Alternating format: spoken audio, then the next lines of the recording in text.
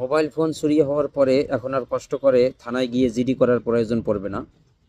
কারণ থানায় গিয়ে জিডি করলে অফিসাররা কষ্ট করে হলেও বা তাদের ডিভাইস শনাক্তকরণ করণের যে ডিভাইস দিয়ে তারা এটাকে যে লোকেশন ট্র্যাক করে, যেভাবে 1 মাস পরে হোক, 6 মাস পরে হোক, 1 বছর পরে হোক ডিভাইসটি উদ্ধার করা সম্ভব হয়েছে কিছু কিছু ক্ষেত্রে আর কি। তো এখন আমার মনে হয় না যে এটা করতে পারবে। জানি না তাদের অন্য কোনো শনাক্তকরণ ডিভাইস বা কোনো পদক্ষেপ আছে কি না।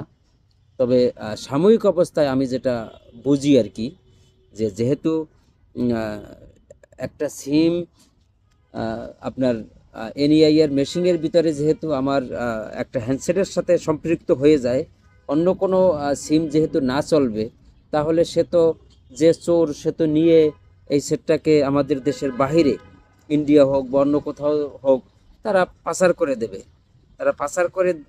যার কারণে আর আর মনে করেন যে এটা ডিটেক্ট করাও সম্ভব হবে না।